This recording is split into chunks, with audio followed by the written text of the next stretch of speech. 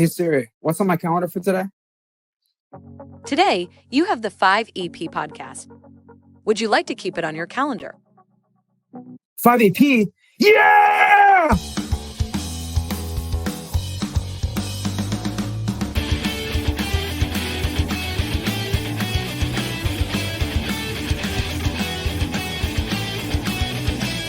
Welcome to the 5EP podcast. Interviews and conversations to guide the genesis of personal development. Mental, physical, emotional, spiritual, and social. The 5 pillars of living a 5 exclamation point life. On now with your host, Alex Petrowski. I want to touch on meditation for a real little bit. I've talked to a few people on that topic, a Buddhist monk and a yogi. And the funny thing about it is you'll hear when you read an article or watch or listen to a podcast that you need to be in a certain pose when you meditate. You need to do it for a certain amount of time. But in reality, that's theory. In reality, whatever works for you. You could have soft, soothing music laying down on a pillow. You could be sitting upright like this in a dimly lit room. Whatever works for you is what you should meditate on, because everybody's biological systems are different. The roots, our root systems are very much similar, but as we age and go into different environments, those environments create who we are. They activate certain aspects of our genes. So with that, we're all subliminally different, and whatever fits our way of meditating is what we should be doing. And with that, I would love for you to give some tips and tricks on public speaking, because I know that is a major fear of many people. It is, yeah, it is. And I guess I felt that fear in the beginning. I excuse me. I remember it more as a discomfort more than anything else. But I think that came from a lack of confidence in my own self versus, oh my gosh, all these people are staring at me, or I hate the sound of my voice, or we all have our different fears and things that go through us. But the way that I had to find the strength, and almost just as important, the calmness to do what you're doing. I think it makes no sense, but I'm a huge Navy SEAL person. And the reason is I look at these people, I'm like, I could never do what you do. I couldn't make it through the training, couldn't go off and do what you are, the most highly trained, highly skilled, incredible fighting force in the world. And so I'm always caught up in what they have to say and their mindset. And what always strikes me is how calm they are, how confident yet not arrogant. They're just who they are, and they know who they are. And they have a famous saying within their group, and it's, don't run to your death. Now, when you think about the Navy SEALs and what they'd have to do, you would think they're going bang, bang, bang, bang, right? Quick.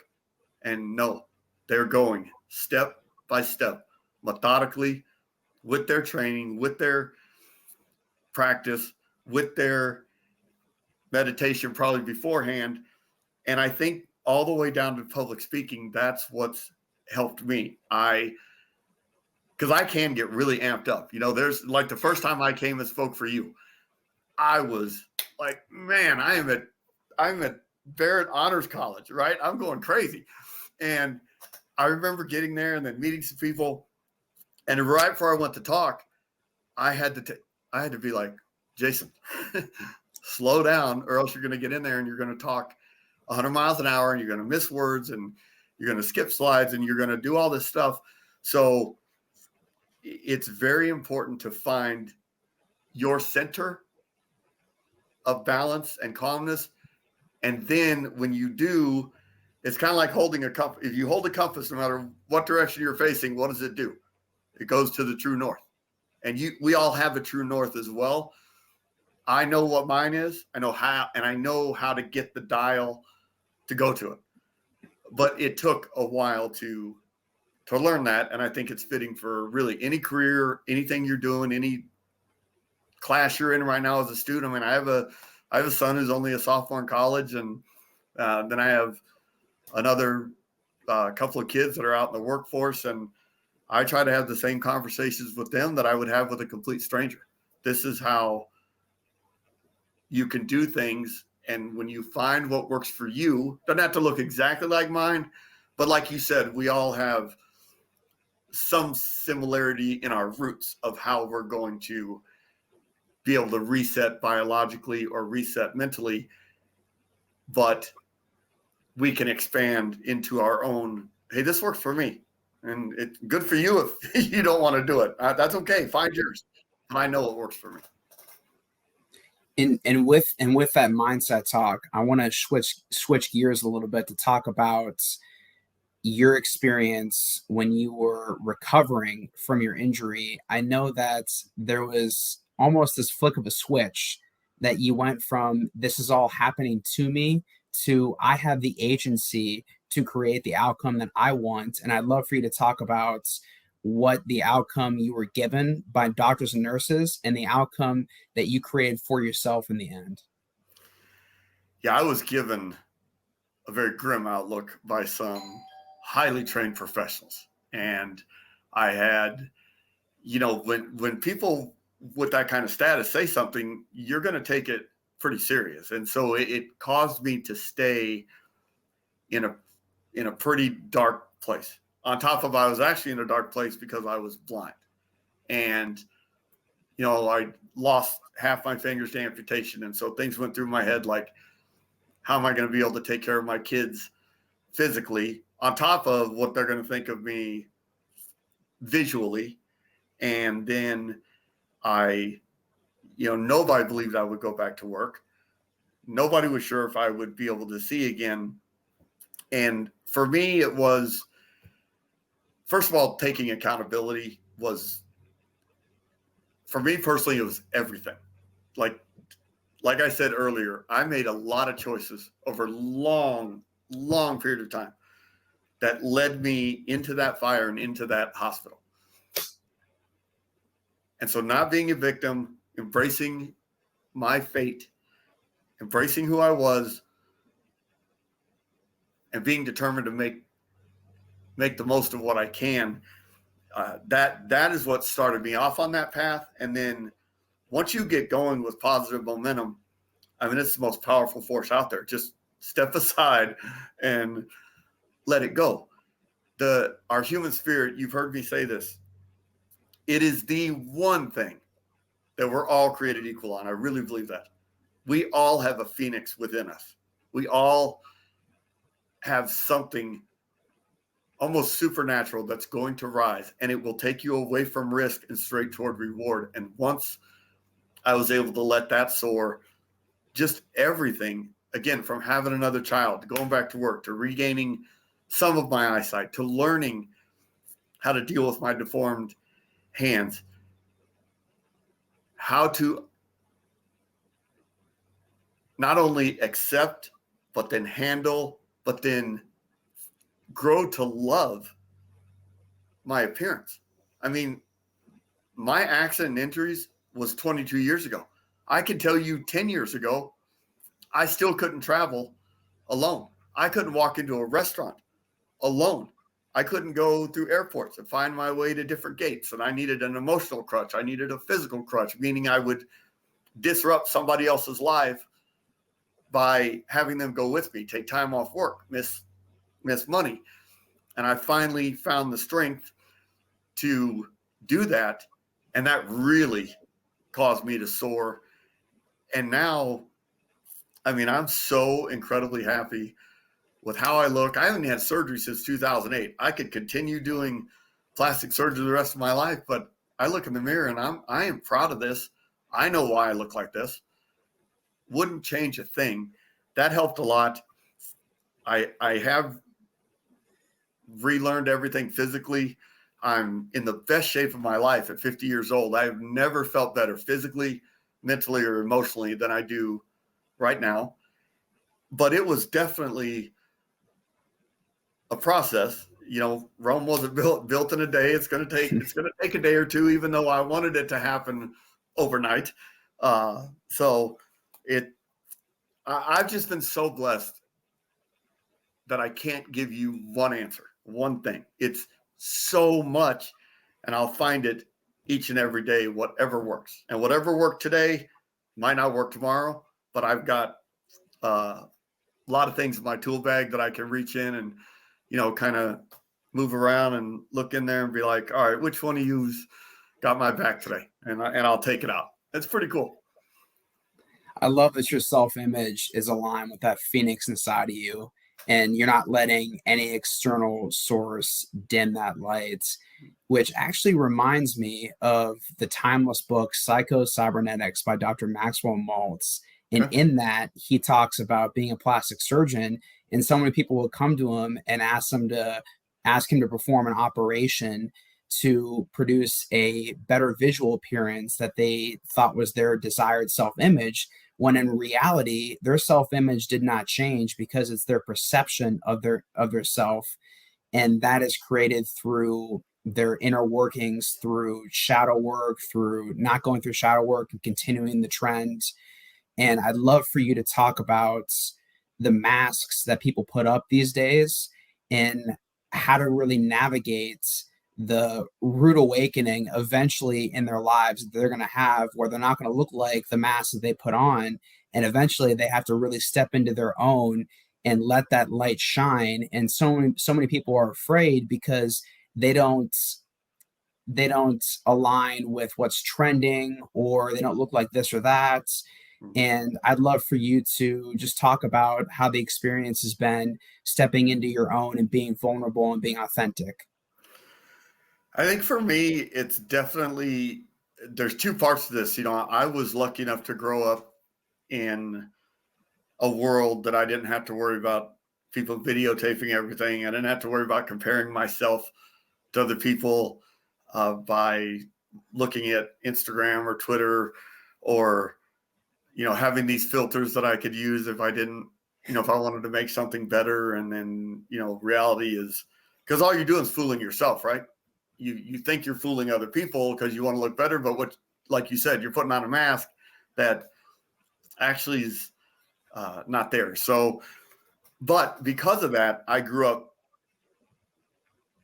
with just none of that stuff mentally to worry about. I had insecurities like anybody else. I was tall, thin, wore glasses. I had my own thoughts about myself, as we all do.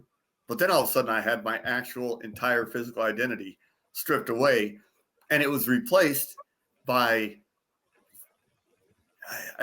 let's just be realistic, ugly disfigurement and scarring.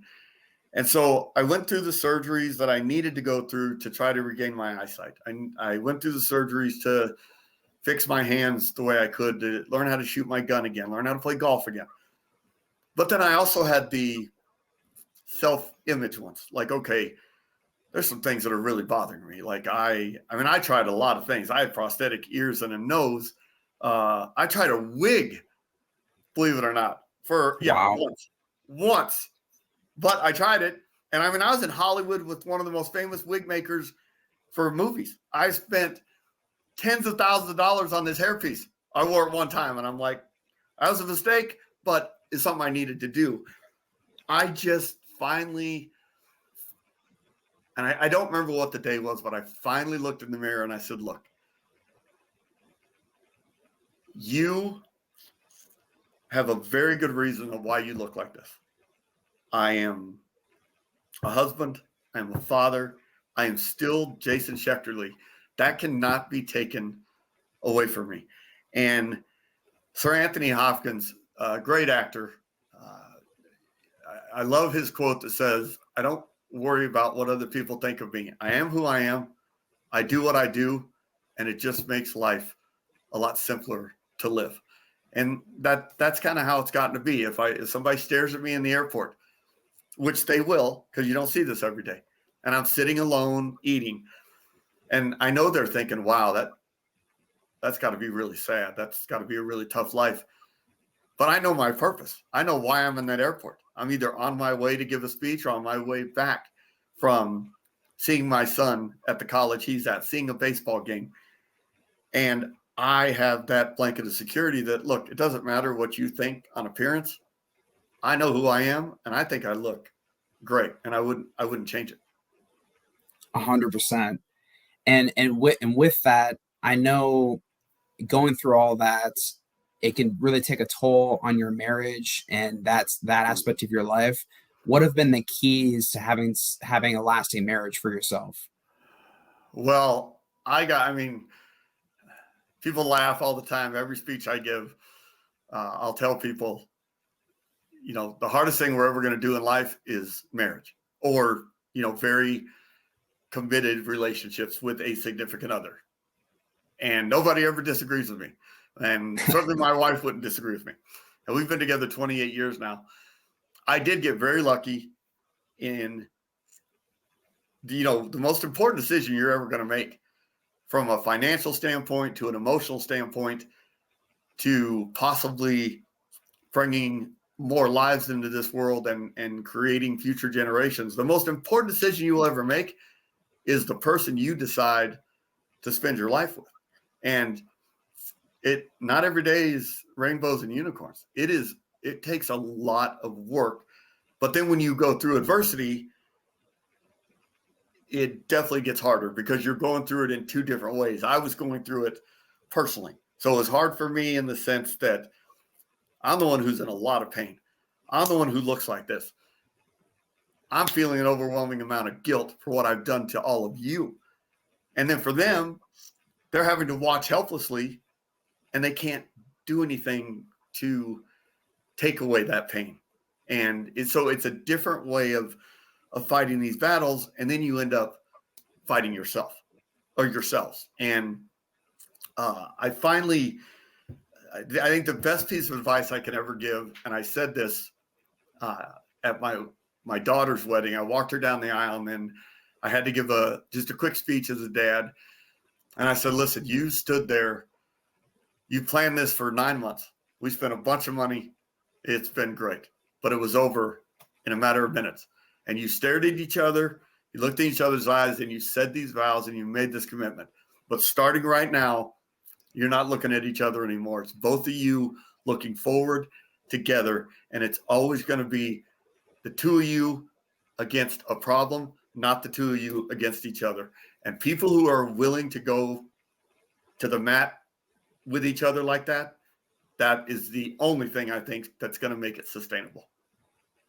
Cooperation is the key. And when it becomes competitive, that's where things start to get real. That's when friction starts to occur. Sure.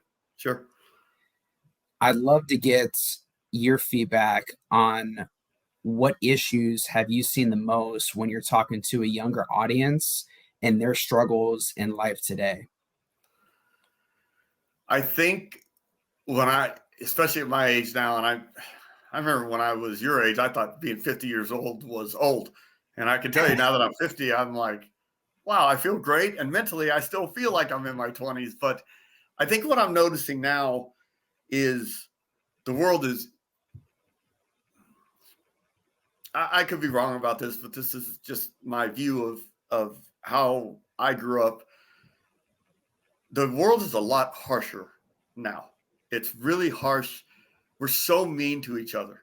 There's an incredible amount of violence. There's all this political division, and it's easy to kind of lose hope. Like, what are we doing here? But then you walk outside and you find out, wow, people in general are fantastic. There's just nothing better than us as human beings, and we do treat each other pretty good. But I think the younger generation is more influenced by social media, which most of the time is either not real, or it's misconstrued, or it's only 140 characters. And then you take that along with the immaturity that causes you to not realize that it is going to work out. You are going to achieve what you want to achieve as long as you work toward it. One bad educator who wasn't really good at teaching the material and you didn't learn a lot does not throw you so far off path that you can't get back on it. One, your parents going through a divorce, having a sibling that might not be doing as good as you. And like you just said, there comes friction. Somebody has more success than somebody else.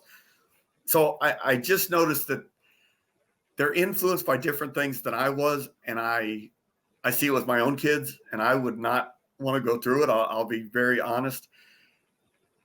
And I just want to be encouraging to them, like, hey, you are the next great thing for us. You are the next part of this. And when you're my age, turn around and pass it along to somebody else. That's what paying it forward means. It actually means turning around and grabbing somebody who's behind you and say, hey, I know the path. Let's go. Come this way.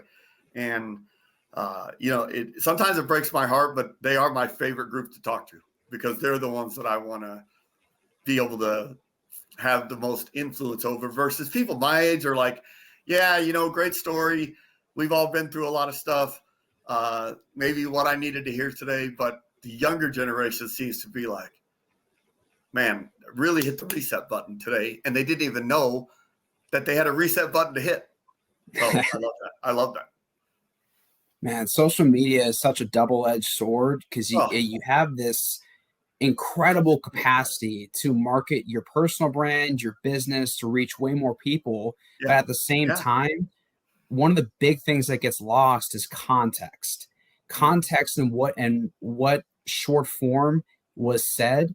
And then also you're being connected with people who you'd otherwise never be connected with and pretty much should never be connected with. Right. So you lose context, you get connected with so many more people than in reality you should be connected with.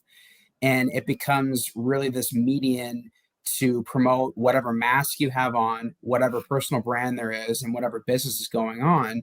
And so few people these days use it as a real median to showcase what's going on in their life in reality. A lot of people put on masks, and it promotes just this sense of I need to be this, I need to be that, instead of being yourself. So I completely agree with you on the fact that social media is a great tool to have in some respects, but also it can be a huge negative. And with that, I'd love you to expand on what has resonated the most when you talk about resilience and courage within this younger audience. I think when I explained to them resilience is just so important.